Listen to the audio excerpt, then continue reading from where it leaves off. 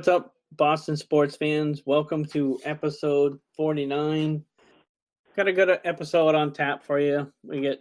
He's a Boston sports columnist for CLNS Media, Mike Petraglia. We call him Trags, pretty much what he goes by on Twitter as well.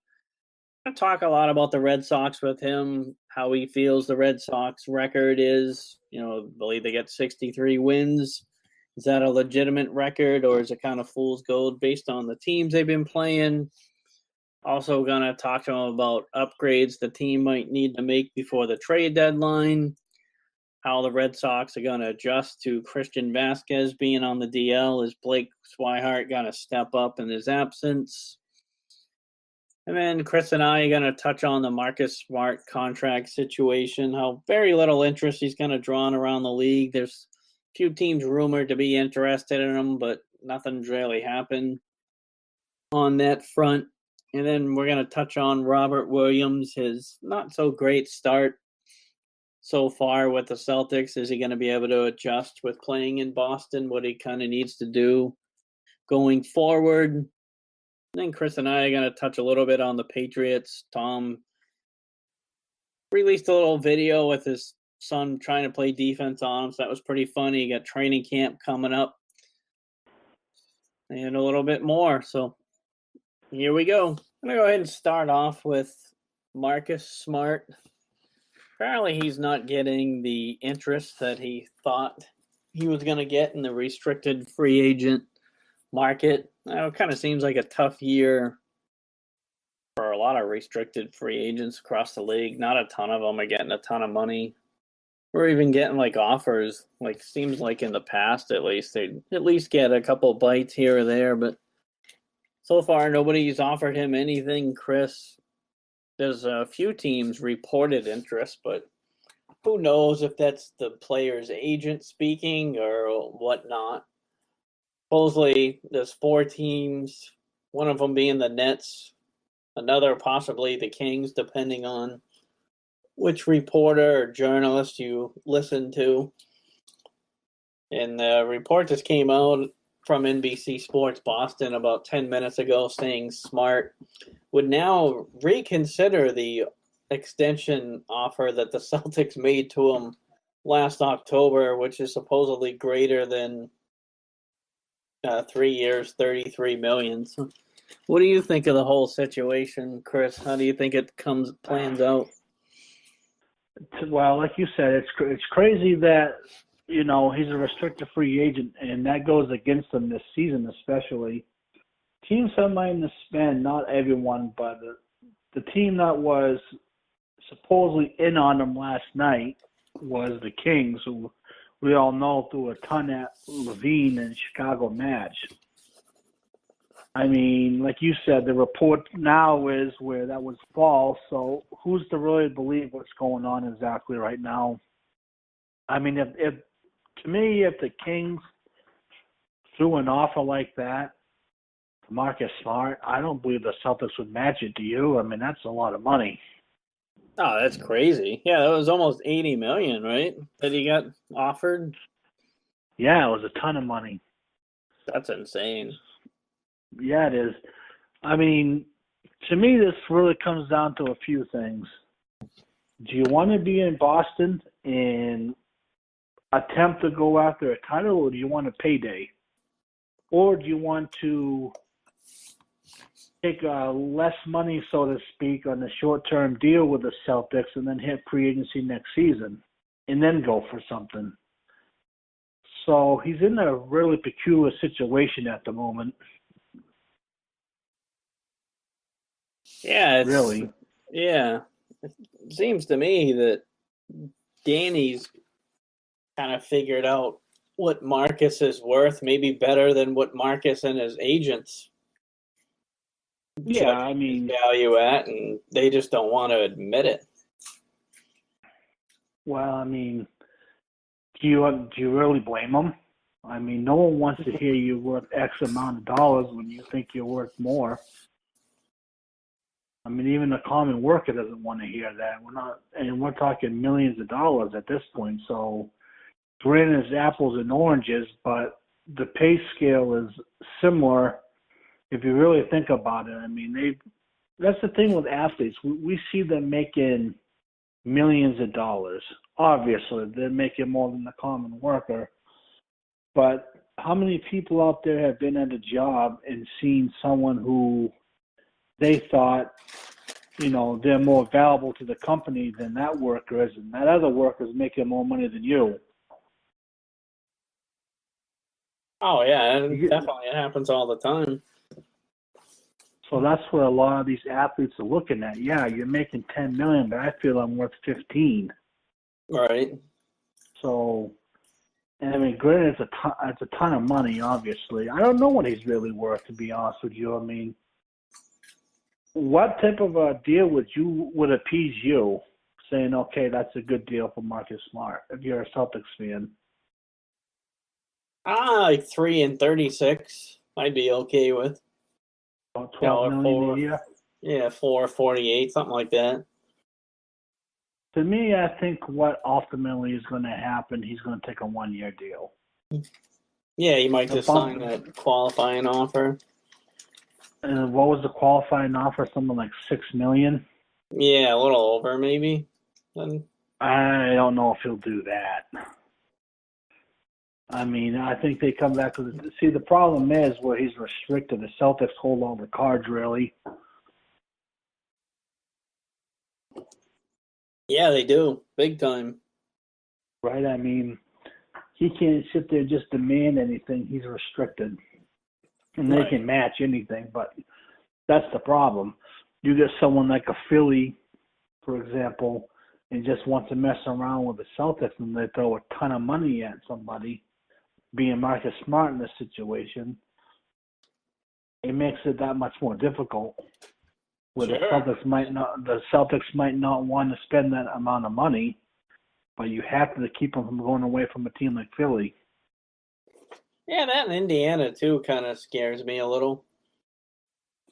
They're kind of an interesting team. Yeah. Oladipo has really come alive, really. He's a talent, for sure, Oladipo is. But, I mean, overall, does Indy really concern you going forward?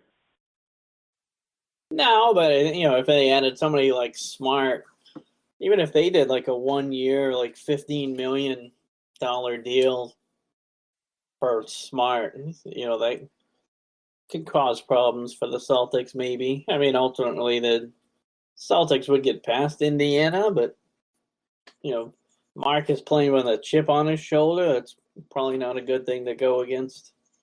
Right. See, to me, even despite what happened to him in the playoffs last season, I'm not talking about the Celtics. I'm talking about Toronto. Yeah. You still can't sleep on Toronto despite the coach change and everything else, because they always play the Celtics like crazy. They play them so difficult all the time. Especially up there. I think people kind of forget that a little bit, that Toronto gives the Celtics fits much more than Philly does. You saw what happened. Yeah. You saw what happened last playoffs with the 76ers. To me, there's no way. If both teams are fully healthy, meaning the Celtics got Hayward, Irvin, Tatum, and the rest of the boys, going up against a healthy 76ers team, it's the same outcome. To me, I don't see any way how Philadelphia would get by the Celtics. I just don't see it. And you got these people who keep pumping up the ties of the 76ers, and I'm sitting back. I don't get it. Why? Because on paper they have some good young talent. Okay, I'll give you that. On paper they have good talent, but look what the Celtics did to them last season. And, the counter argument to that is, well, the 76ers didn't have experience, so they got a little bit more for the next time. Well, you didn't have Hayward or Irvin. And Tice, too. I mean, don't sleep on him. He was a factor, too, last year. And the people like your Tatums and your Browns got more experience again. To me, that's still a mismatch all the way around, so I don't understand it. Toronto's kind of a sleeper team to me in the East. Yeah, it'll be like, how are they going to react with the new coach up there? Exactly. Was Casey really holding them back? Probably not. Who knows? It's tough to say. But Philly, if Celtics are completely healthy, they could get swept next year if they play them. Exactly. They just won it in 5 games with 2 guys missing. Right. Yeah, and then, I don't get that at all. And then we shift out west a little bit. I mean, L.A. gets LeBron, and all of a sudden Vegas and them are starting to put them up like as a legitimate contender. That team's not going anywhere as is. It's not going to happen. No, I mean, I think they thought Paul George was going there, or Kawhi. I think they thought they were going to get that little super team. And to me, it just seems like all of a sudden nobody wants to play with LeBron. It's interesting. That's an interesting thought. I mean, does he not want the people around him, or is it vice versa? Right. Because you see some reports where it's saying he didn't want Paul George on his team. I don't know how true that is, because I don't really follow, the West all too often, other than what I see on TV. I know it's a bloodbath. Yeah. But as is, the Lakers aren't going nowhere, not even close. Mm-mm. I mean, is LeBron the best player in the game?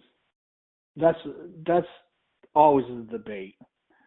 People say him, other people say Durant, and then a lot of people are now starting to say Anthony Davis is a top 5 player, which I believe is at least top 5. Yeah. Minimum top 5, right? You got to figure that. Yeah.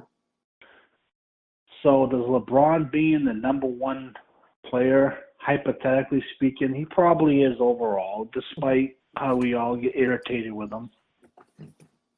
Unless you're a fan of him, obviously. But LeBron James, without that cast of characters in the Lakers, you got Kuzma, Ingram, Lonzo, I guess, to some extent, if you want to go there. And Rondo now against the Golden State Warriors. Are you kidding me? And they get Cousins. It's like the NBA is just lunacy right now. What are you going to do? How are you going to beat the Warriors? I mean, I'd like an explanation how that happens now, especially with Cousins on the team. Well, he's supposedly not playing until January, possibly February. Who knows? I mean, maybe he comes in and causes problems.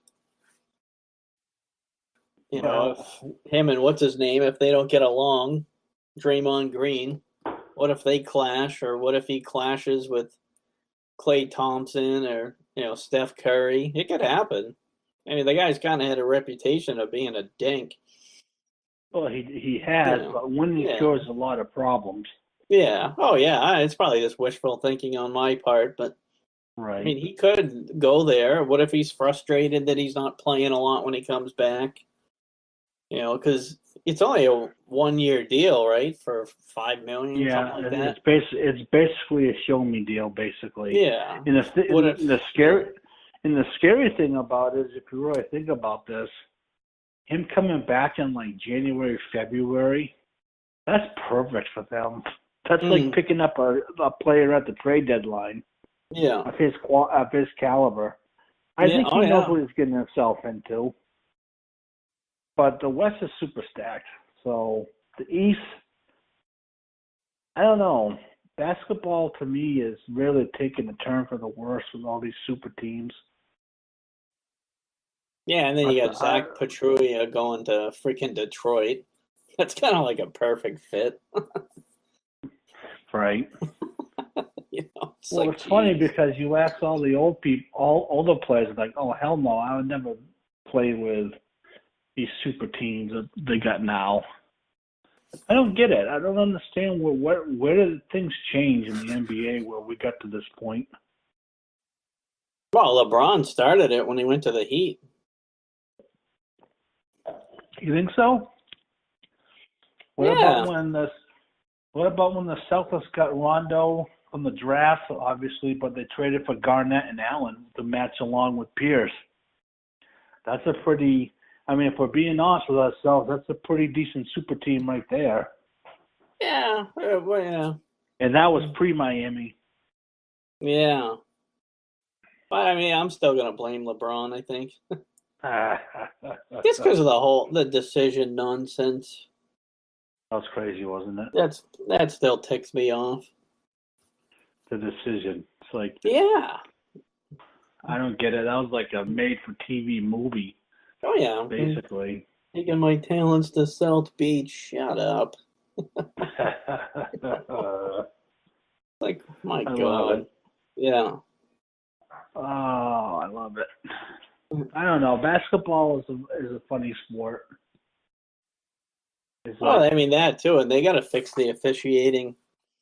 They got to stop making it so blatantly obvious, like what they're doing. Oh, it's nuts, isn't it?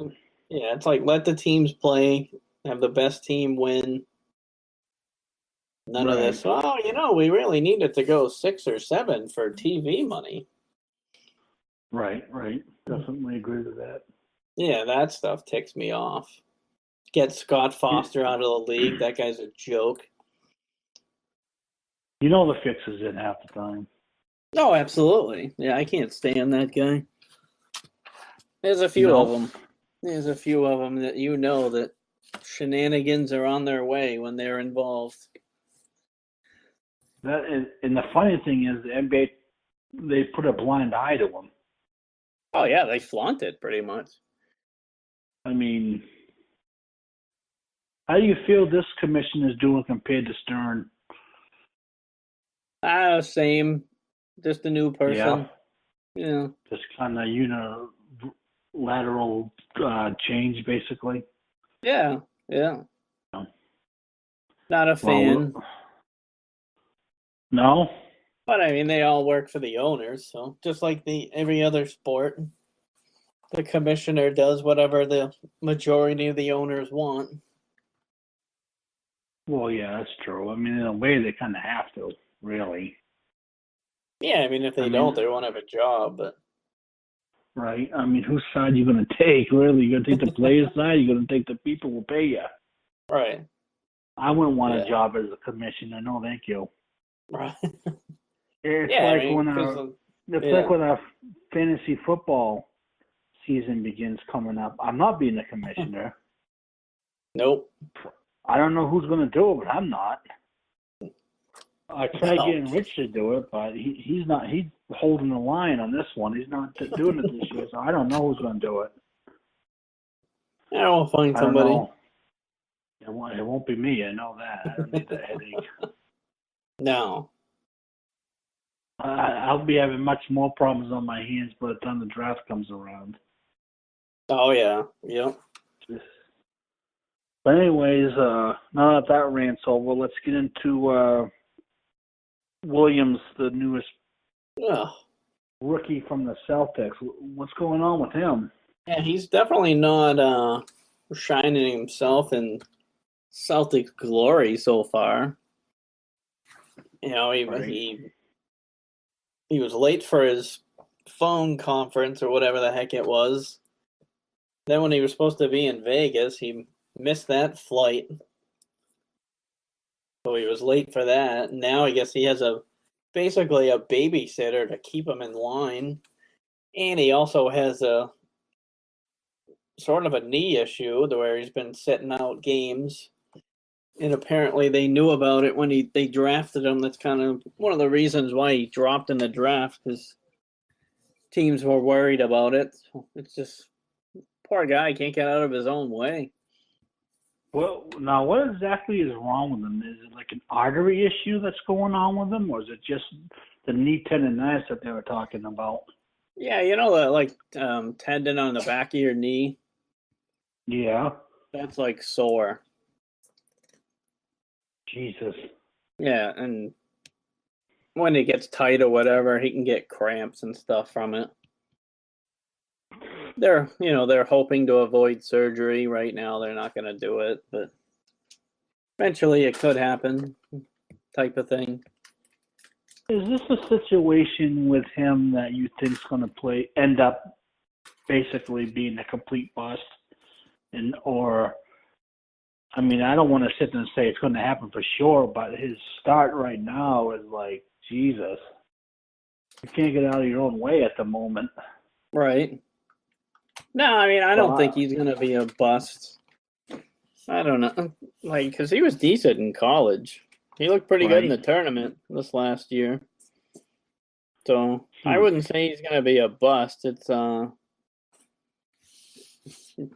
definitely not the greatest of starts, but see how he does when he starts playing in the summer league. See how he does at training camp, that kind of stuff. I mean, we all know the roster is basically loaded, so he doesn't need to come in here and try to be a 20-10 guy. He just needs to come in, pretty much do whatever Al Horford tells him to do. Right. Well, what I'd like to know is what exactly was said to him in the meeting. Right. How bad did he get reamed out? Did he get reamed out? We'll never really know the full extent of it. I bet he did. I mean, after the phone press conference, he probably didn't get reamed out, but then when the dummy missed his flight, I'm sure he heard it pretty good from Brad, Danny, everybody. Probably his mother. Probably. Everybody. You know how moms are. They don't put up with that crap. Oh, God, no. So. I'll be 40 in a couple of weeks. I still get the mom look still. You know what I'm talking about. I've been over at your house back in the day when old Mother Thompson would give the look. that look of all hell was about to break loose. Like, I might have to sneak out the back door here and go home. Right. I've seen that look before a time or two. Oh yeah, yeah. Fred, your old man, just kind of doing his own thing. I'm like, oh boy, this is gonna blow up here pretty soon. Damn. Yeah. Like the little volcano. Oh yeah. Yeah, definitely. It's like, Williams probably like that acting like the little bratty kid in the store, and the mom kind of gives you that look like, hey, look. Oh, yeah. Yeah. Either straighten out or I'm going to put the smack down on you. In front of everybody. Yeah. Oh, my God. Can you imagine? Yeah, but he better straighten up. Yeah, he should be lucky Belichick's not his coach. Oh. If Belichick was his coach, he'd be already gone already. Probably, yeah. Oh, there's no problems about it. Yeah. It's definite. Look what he did. People missed practice because of a snowstorm. Oh, yeah. He didn't budge. He's like, you're not playing. Right. And Belichick don't play games. Yeah, that's true. I remember when Revis was late for something, he sent him home. Right. Yeah, boy. Which somehow that didn't even make the news till after the season, which it's still kind of an upset. Right. Well, but yeah, I mean, he better straighten himself out. Just come in, do your thing, do what you're told, be on time. Number one rule, be on time, be accountable, that kind of stuff. Yeah, I'm just trying to fit in. I mean, Jesus. Exactly. It's like you said, the roster's stacked and pretty much set. I mean, they're looking at end of the rotation people right now. So, like you said, how difficult is it just to show up and get that experience you need going forward? Yeah, be a post guy, grab defensive rebounds, go from there. Exactly. Yeah, I remember seeing him at A&M. He was pretty good. I mean, definitely noticeable. One of the games, I was kind of like, who the heck is that type of stuff? Right. You know? I love it that, he feels to me like he's an old school grinder, so to Yeah. speak. Yep. Which I love that. I mean, we both grew up in the era of a different basketball Right. than what we're seeing right now. Yeah, no doubt. obviously. Yeah. So, I mean, seeing something like that is kind of refreshing in a way. Definitely. Big time. But I don't know. I mean, it's going to be interesting. And then you got Jabari Bird. He's out there killing it right now in the summer Right. league. Yeah. It's just like, wow. I mean, who the hell is this guy? Where did he come from? He had some flashes last year too. Right. See, But my they kept biggest him problem around. with it, right? My biggest problem with the summer league is, you know, it's basically just an exhibition of, you know, low-level talent combined, and Right. you get the people who just stick out like crazy, and we're like, holy crap, Yeah. this guy's going to be the next franchise player. And it's like, yeah, he's gone to the D League already. Right. Well, that was So- Tatum was pretty good last Yeah. year. Oh, yeah. And that, you're like, Yeah. whoa. Well, I mean, there are players that Yeah. just stick out. They're that type of a player. Right. And then Tatum's sticking out. I'm like, Jesus. You know, this kid's, he's got something here. Yeah. You are right, though. It is. Some of them stick out, and you think they're going to be great, and, you know, D League, G League, whatever it's called now, here we come. Right? you don't hear from them for like 15 years, and they just kind of Right. show up one day in the playoff game against you, and they hit this obscene shot, like Yeah. one of their one and only big moments in the NBA to haunt you. Right. Oh, crap. Here we go. It's like it's happening. It's happening all over again. But I kind of like think that Wanamaker guy is going to be better than people think. I don't Yeah, know. he's- I just got a hunch he's going to actually fill his role pretty well. Could be another tight situation. Very well could be. I like Yeah. Tice a lot. I thought he Yeah. was really good last season. Yeah. Yeah, it was a shame he got hurt. Oh, yeah, Yeah, definitely. he was rolling. Like, they easily would have beat the Cavs if he was there. No doubt. Even Hell, they would without. have beat Yeah. the Cavs if they hit half the shots in Game 7 at home. You're supposed to win that game. Yeah, that still bugs me. I mean, it's the NBA. Home teams are supposed to win Game 7s. Not like baseball or hockey, especially. To me, Right. hockey is home ice is the least important out of all sports, I think. Oh, yeah. Easy. Which is weird. You would think that it'd be some type of advantage for you, but time and time again, you're seeing the away team win on the road. It happened NFL this season in Washington. NFL, like, some of the road teams do pretty well in the playoffs. Right. Except for Right. when you go to Denver. But Denver is a Patriots house of horrors. It gives us all a nightmare thinking about that. Yep.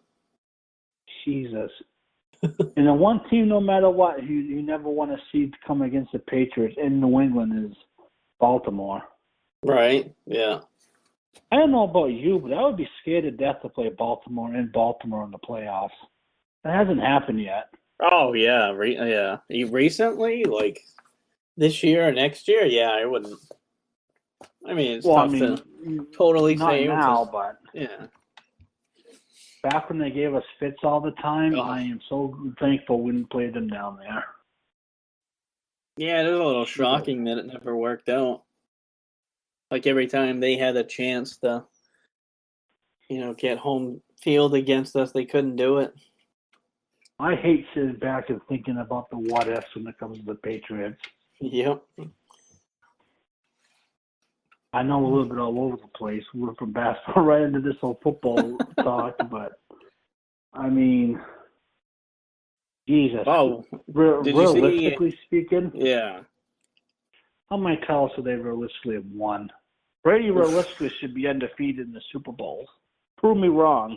I understand things happen in football, but yeah. Yeah, the what if, like you said. Did you see the video Brady put out where he was juking out his son and practicing? Yeah. That was pretty That funny. was crazy. This kid playing the Brian Urlacher role pretty well. Which is funny you mentioned that because he had a video prior to that where there was a bear behind him. Right? Oh, yeah. I wonder how close he actually was. I don't know, but I wouldn't want to get too close. No. You don't mess. That's the one animal that you probably don't want to get pissed off at. You as a bear.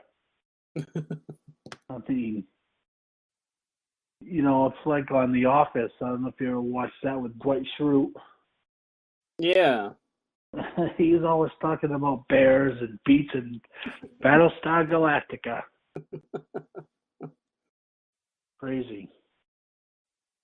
But it is football. It's got right around the corner too here. Camp's what in end of the month. Couple of weeks. Yeah. It starts the 26th of July. Yep. So we're just about we're in the home stretch now for football. So it's going to be here before we all know it. Yeah, I'm gonna try to get down there that first weekend. Right. Probably the That'd Saturday. be nice. Yeah, I gotta. Yeah. Check them out. Yeah, I have to go early. Place is gonna be packed. It always is. Yeah. Right. I mean, it'd be nice to get down there to see preseason again, but I'm not going to be able to this year. There ain't no way. Well, no, I just can't wait till training camp starts and hopefully all the drama's over. Right. It's a pretty, I don't know. Let's talk about the situation some other time. Yeah, but, with, stop talking about if Gronk's going to be traded or not. Like, they're all that's another thing. That, I'm glad you mentioned that because I was going to mention to you, what the hell's going on with that? I don't Gronk's know. still being made available, and how much stock do you put into that? It's interesting. It really is. Because a couple of months ago, there was reports that, the extension was almost done. They just got to wait till a certain date before it can be final. Right. And here we are 2 months later. He still doesn't have a deal. Or him and Belichick arguing again. Probably not. But what's going on with it? Is Bill going to make him play the year out without giving him something as far as money goes? Like, say, if he did get a sweet deal to trade him, is Brady going to threaten retirement again? That kind of stuff. It's nuts. I want the drama to be over. I want him to be able to line up 11 on 11, practice, get ready for the season. Right. Save all the soap opera crap for WWE. Yeah, definitely. It's just been a crazy off season, hasn't it? Yeah. Sometimes I wonder if this would have been as crazy of an off season had they won the Super Bowl. Would be dealing with this stuff now, or what the deal would be? I definitely wouldn't be in the front of everything, because people would care less. Be like, who cares? They just won the Super Bowl, that kind of stuff. And now it kind of gets magnified because they lost. Butler didn't play. They all what ifs for that. If he plays, would have mattered. Who knows? Is he better than Jordan Richards? Yeah, absolutely. That kind of stuff. Yeah. But right, that kind of stuff that haunts you. Oh yeah, that's going to be one of the biggest blunders in the Brady Belichick era. Is going to be that Super Bowl with Malcolm not playing. Yeah, I wonder what really happened. We don't. We'll never know. Never happen. I mean, it might come out after Bill retires or something, but Maybe. I mean, everyone on him for not playing him. What if it comes out that he did something to one of the coaches or something? Or if he was out partying all night or whatever. Does that change anything? Right. Who knows? All right, Steve, take a break. All right, yeah, let's take a break. We'll be back in 30 seconds or so. I'm Steve. And I'm Chris, a.k.a. The Hood. Join us every Wednesday at 11 a.m. where we break down the week in Boston sports. You never know what we'll come up with or who we'll have on for a guest. So be sure to check us out on 12 Ounce Sports, iTunes, and wherever podcasts are available. Check out our website, www.diehardbostonsportsfans.com. See you on the show. We're out. We are back with Mike Petraglia. How's it going tonight, Mike? I'm doing well, guys. How are you doing? Fantastic. Thanks for jumping on with us. Anytime. So just jump right into it with the Red Sox. They're, obviously their record is pretty unbelievable right now. Do you think it's a legitimate record, or is it kind of like fool's gold because of some of the teams that they've played so far? I think that is a very fair question. I think it's half and half. I think, obviously the Red Sox don't control who they play. They just play the schedule. They can just control how they play. And I would say this, the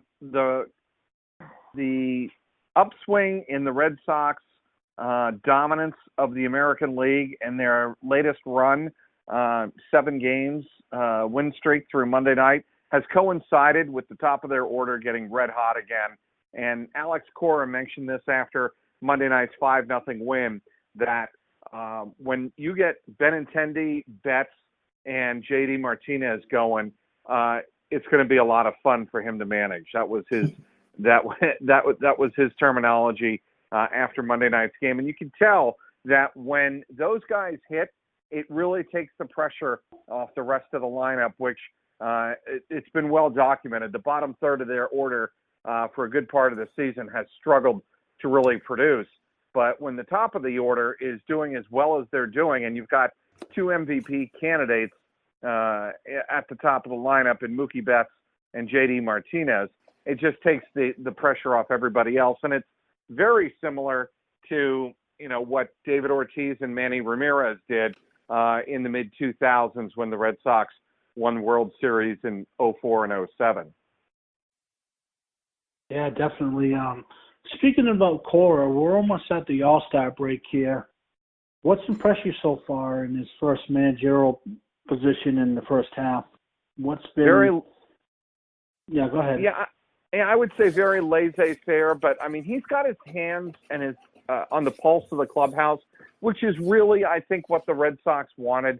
They wanted a manager who was aware of what was going on in the clubhouse, how the team prepared itself, but they didn't want someone micromanaging, and they didn't want the sense that if they had a bad stretch of 2 to 3 games, they were going to be yanked out of the lineup or yanked out of the rotation, or their role in the bullpen would change drastically. And that's what they felt almost to a man with John Farrell. Some guys responded well to that kind of pressure.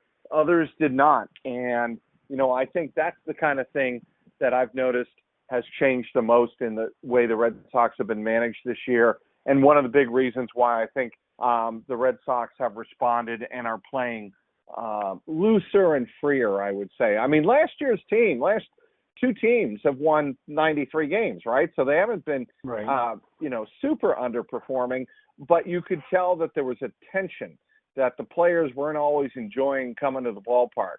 This group is very laid back and I think a lot more comfortable in their own skin. Oh, I agree with that 100%. How concerned are you with Vazquez going down, with Swihart now having to have some spot starts going forward? How do you feel about that? Yeah, I don't think it's ideal. I know he's, catching Hector Velasquez tonight against Texas in Game 2 of the series. And, I think the Red Sox look at this as an opportunity to finally find out over an extended period of time what they have or don't have in Blake Swihart. I think they know he can be a serviceable major league hitter. Actually even more than that. I think they believe with regular plate appearances, he can be a good major league hitter. But can he call a game? Can he defensively get it done behind the plate? That would be my biggest concern. And, how do these pitchers really respond to him? That is what I think, again, this is going to be training by fire a little bit. And I think that's not a bad thing for the Red Sox. I think they have to find out what particular value, specific value, does Blake Swihart bring to the team. For sure. Thompson? Yeah, it's definitely, I guess it's better that it's happening now before the trade deadline. So if he ends up imploding behind the plate or whatever, they can go up and get somebody. But yeah, I don't think that's going to happen. He's not going to implode. He's a very level-headed guy. He takes things as they come.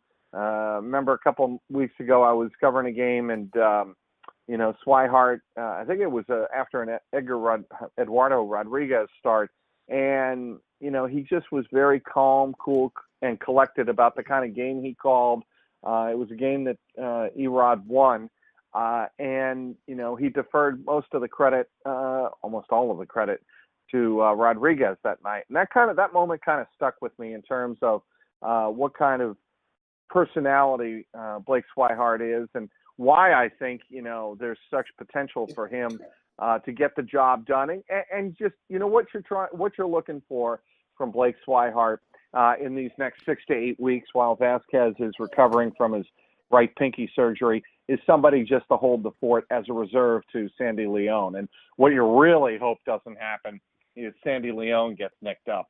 That, that's the next domino to fall, and that would be a much, much bigger concern.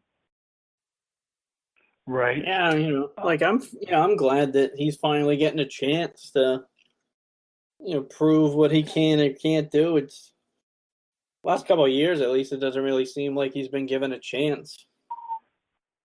Yeah, and a lot of that, guys, is just a numbers game. Yeah. And, he's been stuck behind Vazquez and Leon. And, obviously the charge of the Red Sox is to win first and develop later and develop second. And obviously you're going to develop just by default at some positions, even when your charge is to win at all costs. You're going to have to develop some talent somewhere.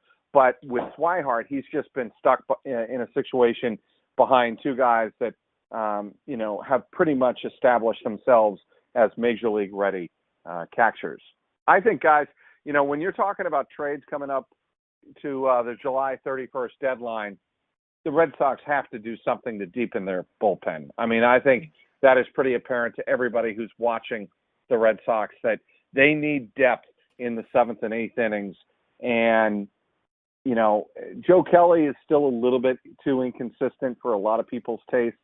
A guy like Tuesday night starter Hector Velasquez, I like a lot in that bullpen. Alex Cora likes to use him more in middle relief, where he can extend him. If a starter can't get, into the middle innings, he likes to go to a guy like Velasquez who's already stretched out. But I think they're going to, and Tyler Thornburg obviously came back, over the weekend against Kansas City Royals. He was terrific in that role. That 8th inning role for the Milwaukee Brewers a couple of years ago in 2015. They'd love to see Thornburg return to that role with the Red Sox, but to expect that right out of the chute after his thoracic surgery on his right shoulder, I think that's a bit much to expect. Yeah, in Boston.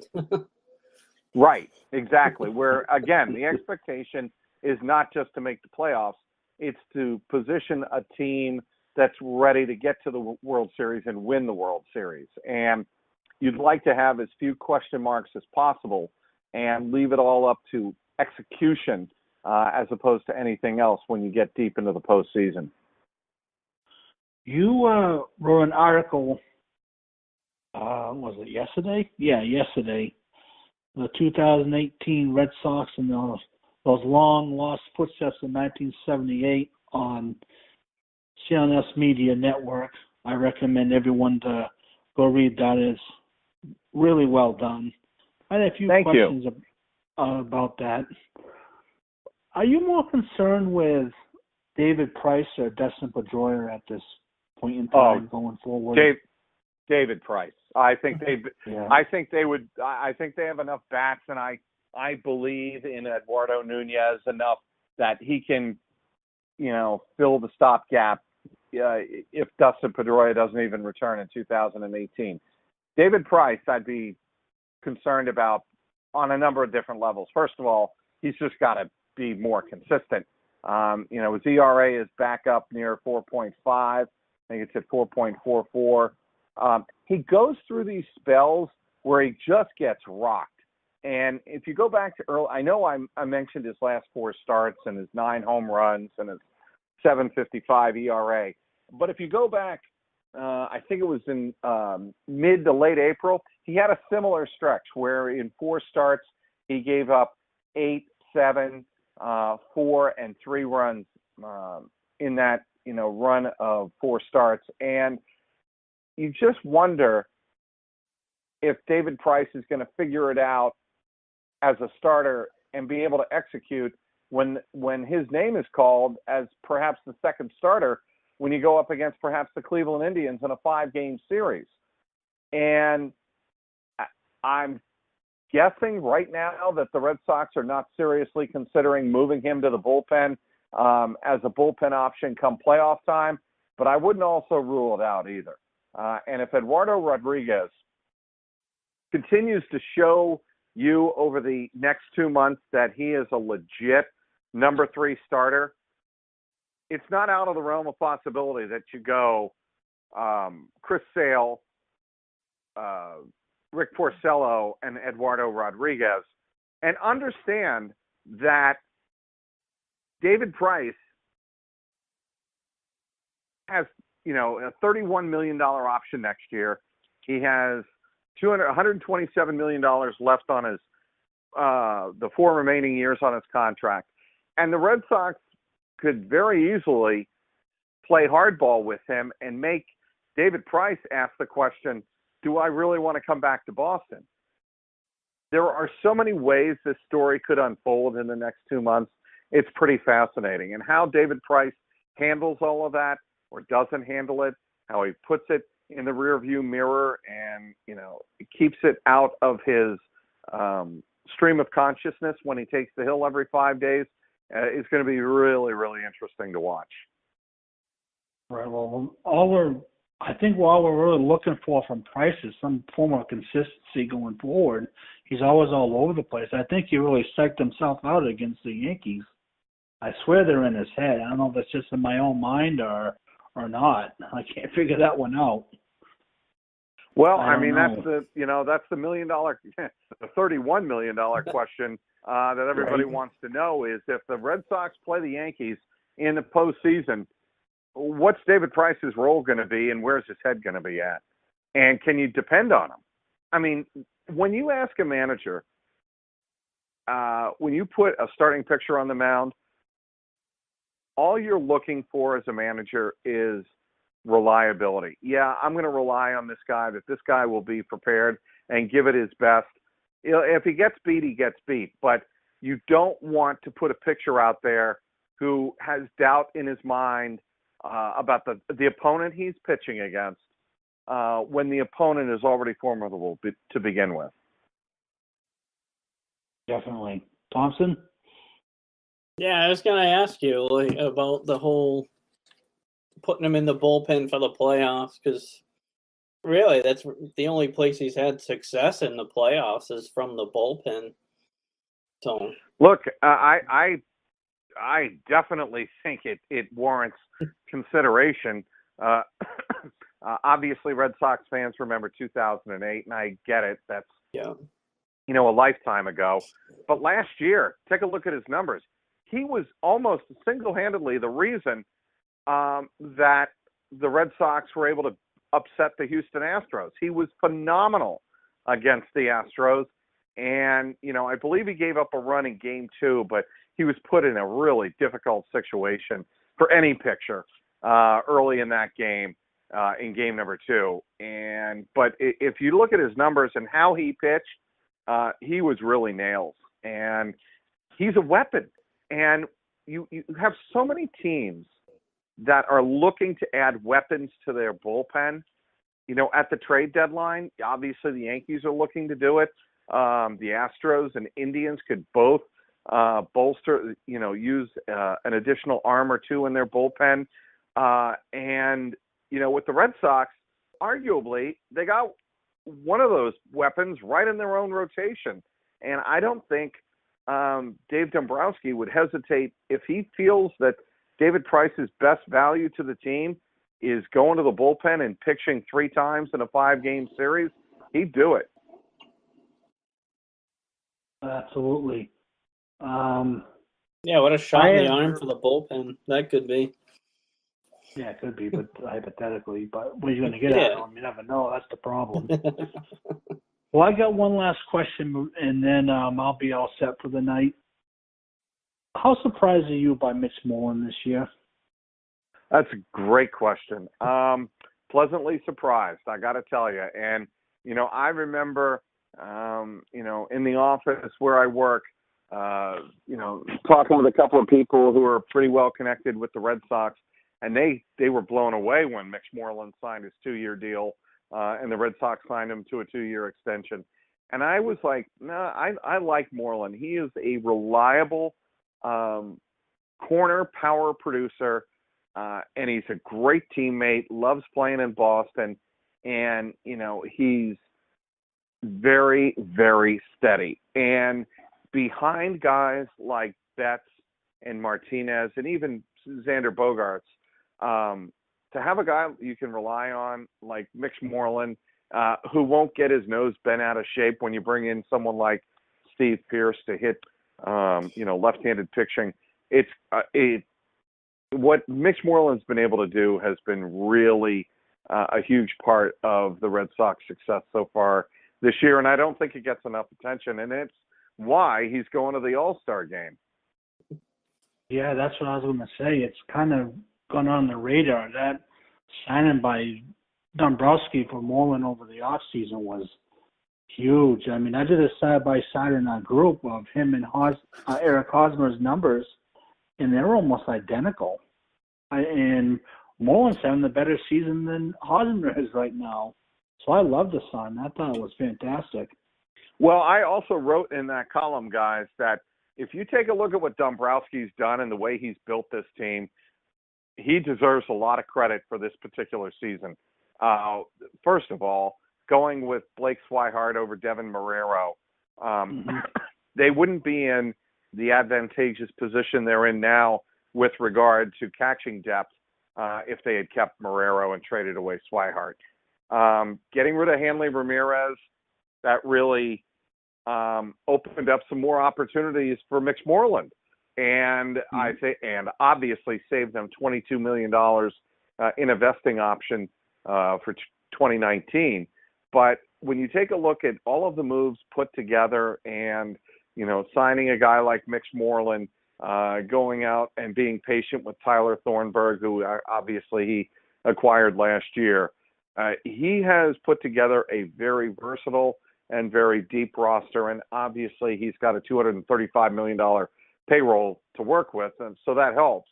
But he deserves a lot of credit for a lot of the complementary pieces he's put around Mookie Betts and Xander Bogaerts, and obviously you have to start everything with being patient and finally getting the deal done with J.D. Martinez.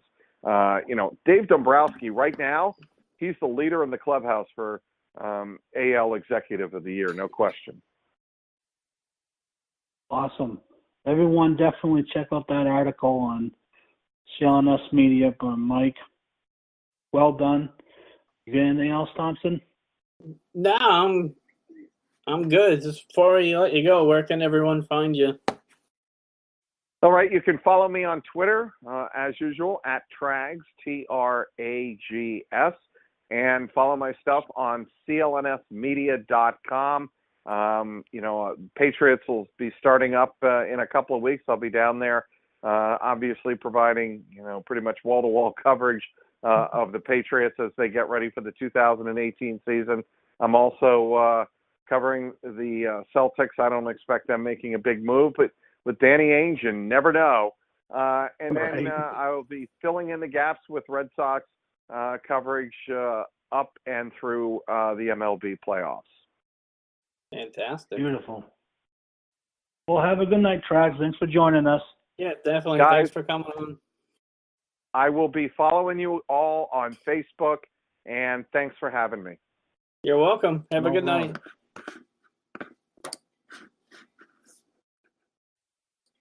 Good stuff. Yeah, definitely.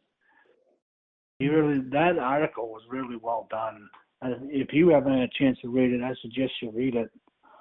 I mean, I was in my crib when, the disaster in 1978 happened. Funny thing is, my grandfather had told me that I was particularly cranky that day when disaster struck. Oh. So it must have been an omen of some sort. I wasn't just being grumpy for no apparent reason. There was impending doom coming. Wow, that's crazy. He's like, yeah, you probably think I'm a little bit, but you were pretty cranky that day. I must have knew something wrong was about to happen. Right? Oh. Freaking right out in my crib. Wow, that's funny. But there's a lot of good points in that article. I highly recommend checking that article out, and just Trags in general. He does phenomenal work for that company. Phenomenal. I mean, Oh, yeah, absolutely. All of us in New England know, but I'm talking to our listeners outside New England on 12 ounce and the people on Full Press who don't necessarily follow the New England scene. Check this guy out because he is top notch. Yeah, absolutely. Yeah, we've been been fans of his for a while. Oh, yeah. we can go back to last summer if you want to revisit, or I'll just leave it be for your sake if you want me to. Right, yeah, I'm good. I should give you crap because you'd give me crap. But yeah, definitely, the Sox they basically at this point could fall out of bed and at least get the playoff game, minimum. Right, yeah. So I'm not concerned with them. I mean, injury-wise, if something like catastrophic was to happen, like you said with Leon at this point, oh my good Lord, right. What are you going to do? And then you got to put all your hope in Swihart, who still is. We think we know what he is, but we don't really know entirely. Like you said, that was a good point in that interview where he's getting the shot now to showcase what he can do. Right, absolutely. To me, this is it. This is make or break for Blake Swihart. Yep. In my eyes, this is what you see is what you get. If you mess up here, you're probably all done around here. Oh, easy. You're probably done anyways, but and that's another thing. That low-key trade of Pierce. How's that look? What a move! I mean, we always get on Dombrowski, but damn, he's made some good moves this year. Yeah, absolutely. Yeah, Pierce, he hits good against lefties. He had his first home run at Fenway last night. That was a shot. That was a moonsault. I mean, it wasn't so much as a bomb, but it was a tomahawk missile over the fence. Yeah, you got JD. He hit another one last night. Not really surprised at all. I mean, he could legitimately get to 30 home runs before the All-Star break. He's got 28, I believe. I could go on a 20-minute rant about JD Martinez. We all know that. Yeah. Well, you wanted him here, but no way you thought he was going to do this. No, he's performing even more than Yeah. I expected, and we all know. Anyone who knows, been listening to us or following us on Twitter or our Facebook group especially. Yeah. Diehard Boston sports fans. Yeah, shameless plug, but gotta throw that in there. Yep. I was on that all year. I mean, it was like Junior with Tatum. I mean, same type of stuff. I just couldn't get enough of it. People would be like, sitting there and, oh, no, he's going to be overrated. He's going to do this, going to do that. They got a different tone now.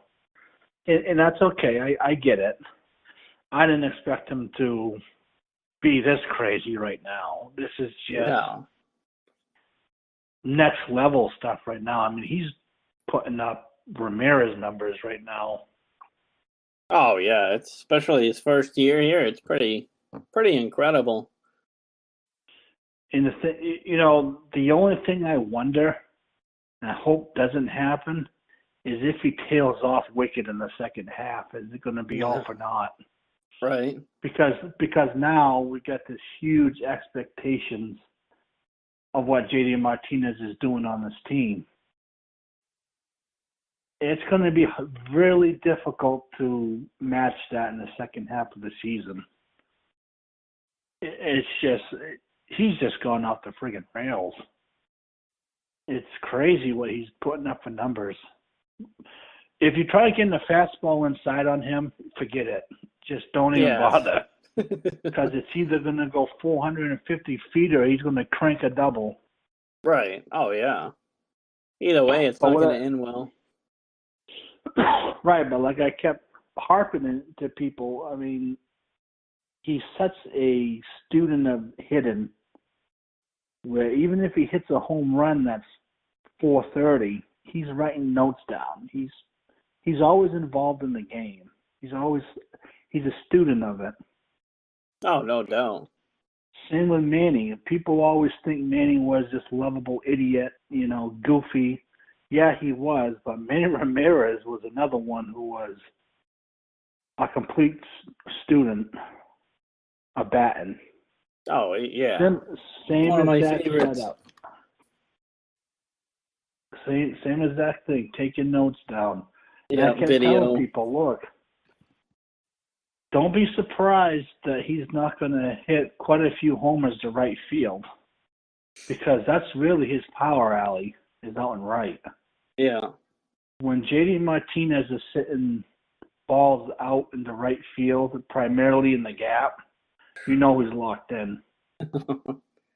That's a sure sign that he's locked in, is his power to right field.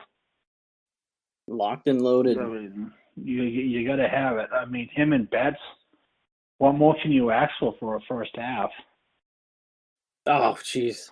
They keep this up. I mean, where would you rank them right now? I mean, first half-wise, it's some of the most impressive half of baseball I've seen in a long time. Oh, it's got to be way up there. No question about it. I mean, if they get their pitching in order completely and their batting stays somewhat similar, look out. They're going to be a tough out in the playoffs. Yeah, I guess that's what the real frustrating thing with Price is like Mike said, is inconsistency. Yeah, I mean, that's just it. It's the situation where you don't know what you're going to get. Right. I think he psychs himself out so bad he doesn't know if he's coming or going at the time. Right. And oh my God, it's the Yankees And Boston's the one Houston. city where you can't do that. No. Not against New York. I mean, you can have a hiccup against another team, but you would best perform against the Yankees if you're wearing a Sox uniform in New England, or you're in trouble.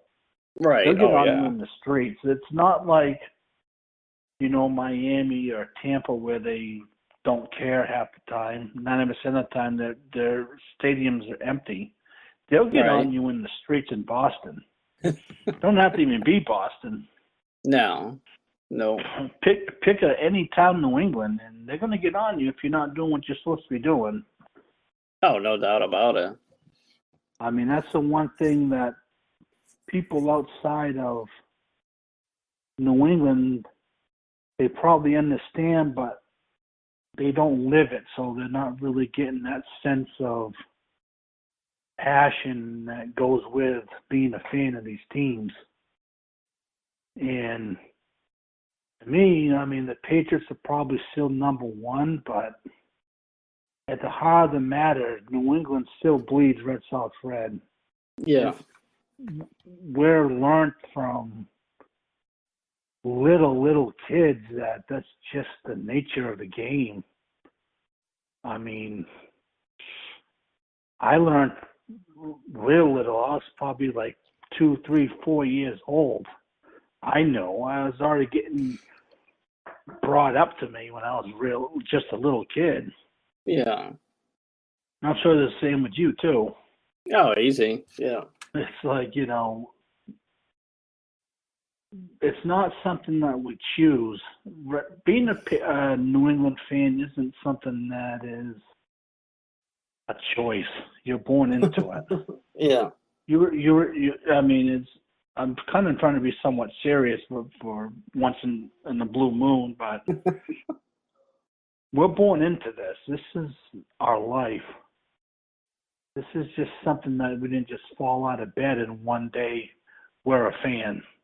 It's in our absolutely. DNA. Yeah, I mean, you have some. It goes. It's passed down. I mean, you have some that are late to it, but they're definitely aware of the situation. Oh, no doubt. Yeah, I mean, there's some, especially the Patriots, when you have as much success as they've had over the last 15 years. You get some of those bandwagon fans, but for the most part, they're all legitimate fans. Yeah, but I mean, and you still, even the Sox, I mean, Sox have they still have the pink hats. You know, that happens. Yeah. To me, if we're being really honest, the team in New England that, to me, doesn't really have the pink hats is the Bruins. Mm. If you're a Bruins fan, you are a Bruins fan, period. There's no ifs, ands, or buts about it. There's no swaying. You get mad at the Bruins, fine, but the Bruins as a whole, all of us Bruins fans, we might be the most rabid out of all the fans of New England might be Bruins fans. Really, if you think about it. Yeah, that's a good point. I mean, because it's not like Nantucket. You know, the Bruins organization and the fans, it's lunch pail, it's go to work, it's grind. It is what it is when it comes to the Bruins. Yeah. It's not like that's for a whole different ball game, but people get my point here, basically. Yeah. I would imagine. That's a good segue into the Bruins. It kind of stinks that they missed out on Tavarez, but you can see why he went basically back home to Toronto. I really thought they had a shot, though. I thought so, too. And Ryan, you know, our last week's guest made a lot of valid points, and he had talked to me. Damn, that must have been that Wednesday morning. I was talking to him, like, what do you think? He was like, you know, I think he's going to come home. I'm like, man, I hope not. Yeah. But he was right. He went there. Now we have this Carlson situation going on. You know, where's he going to go? Dallas, Tampa Bay, maybe, but they just signed Kucherov to a long extension. So I don't think that happens. Yeah, I just want Carlson down the Atlantic. I don't care where he goes. Right. He can go anywhere else, but just stay out of the Atlantic. Yeah. But now they're talking that he still might go into Tampa because Callahan might be on the move to let this go down, so he does show up. What? Wow. Yeah, that's a rumor I had seen tonight. I don't know exactly how accurate that is, but you know, I don't want to. We'll see how they would do it because they still got to sign the goalie next year. I don't know. They don't have any state income tax in Florida. Yeah, they got the hard cap. like everyone else. Well, they must have ways around it. That's all I keep hearing about. Yeah. I don't I know. think Like, why does does Callahan keep getting moved? I don't know. It's a good question. Yeah. It's a great question. Why? I mean, he does get hurt some, but I thought he had a pretty good series against the Bruins. Yeah, he did what he had to do. Yeah. And then, there's this talk about Panarin. Yeah. No one really, us as fans, we want, the least amount of personnel to go for a player. I get that. But people are a little bit over their head if they don't think that to land someone like a Panarin, you're going to lose some people you probably don't want to lose. We've had this discussion before. Yeah. In order for you to get a player like Panarin, you're losing DeBrusque. You're going to lose him. You have to prepare yourself for that. If that's the route you want to go, you're looking at him, probably a pick and a defenseman of some sort. Mm. So if you really want Panarin, are you ready to let go of those pieces to get him? For me, no. I would pass. I mean, I get it. I like Jake DeBrusque. Everyone likes Jake DeBrusque. You're hoping Jake DeBrusque turns into a Panarin. Yeah. Panarin's already there. It's not an easy situation to do. And what's the right strategy for the Bruins going forward? Do they let the youth play out and see what you got down the road? Or do you make what I call a panic move and you try to fight fire with fire? What's your solution to this? The reason why I don't do it is because Sweeney sucks at trades. And I like DeBrusque. I think he's going to be really good. Before last year started, we talked about on the podcast that, let the kids play. Let's see how they do. It's going to take them a few years to really contend. Mm-hmm. So that's the route I'm going. I'm going with the kids. I want to see what they can do at the NHL level. The ones that are here. And, Frederick, if he comes up this year, see what he can do.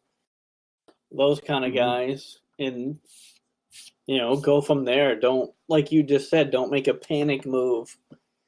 Right. Trying to keep up with Tampa and Toronto. Because, most of the time when you make a panic move, it bites you in the ass.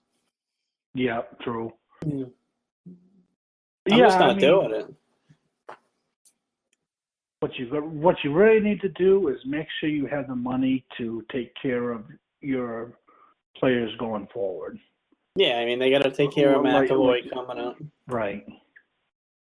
To me, I don't care who McAvoy's not getting traded. Period. No, he's off limits. Because you can find diamonds in the rough, and you can find legitimate, decent wingers, but it's very, very difficult to find a defenseman like a McAvoy. Yeah. McAvoy, to me, has Drew Doughty material potential. Oh, yeah. Yeah. Yeah, I think he can be that type of player. Now, I'm not saying he's going to be as good as Drew Doughty, but he's got that potential where he can be very similar to him. So I'm not trading him at all. Period. End of sentence. Yeah. He's off limits. Yeah, I mean, the defenseman, if I'm trading him, I would look at Krug. I'd look at, Adam McQuaid. Those kind of guys I would look if you're going to trade defensemen. See, even Krug, what did he have, 60 points last year? 50, 60 points? That's fairly difficult to get from a defenseman. And he's good on the power play. So. Yeah, well, I'm not saying trade him for a, low-level prospects, but if you're going to, it would have to be a good deal to trade Krug. At least to me, you're not just going to do it to save the cap money, if you will. Right. And definitely, you don't want that to be a salary dump. No, but if for like the Panarin deal, if they say, okay, well, if you're not going to do DeBrusque, you're going to have to at least give us Krug and some other stuff, I would do something like that. But who knows if they would be up for that? It's tough to say. Yeah, it is tough to say. Yeah. I mean, they're so stacked in Providence and just overall with youth that they could be contenders for a long time, where a lot of these other teams are going to fizzle. Yeah, going for 1-2 the big move. years. So Yeah. I kind of, in a way, agree with you. Just go with the flow and see what happens. Yeah. You know you have the pieces. If you really have to make a big move, you can do it. Right. That's the thing. They have insurance, so there shouldn't be no big rush to get it done. No way. So I don't know. I guess that's it for me. I don't know what else to talk about at the moment. Let's go. Anything else you want to talk about? No, it's pretty good, and it's pretty much everything that's going on this past week in the world of Boston sports. Yeah, pretty much. As always, so far. Yeah, as always, you can find us on iTunes, Google Play, the website www.diehardbostonsportsfans.com, Facebook at Diehard Boston Sports Fans, the page and the group. We also have a new page for the podcast, Steve and the Hood Present Boston Sports. Chris has a new Twitter. What's that again? Mine is at Chris, capital CHRIS _Blackie, BLACKEY. Cool. Yeah, and mine's We Play for Titles. We have the podcast one, Steve Hood Pod. Also, Diehard Boss Fans. Find us on WTPsports.com. Also, full press coverage. And 12-ounce Sports Radio Network tomorrow at 10 a.m., right, Chris? Yeah, 10 a.m. every Wednesday. Cool. Every Wednesday. Unless Jeff says otherwise. Yeah, so thanks, everyone, for listening, sharing, downloading this episode, all that good stuff. We appreciate it. Have a good night. See ya.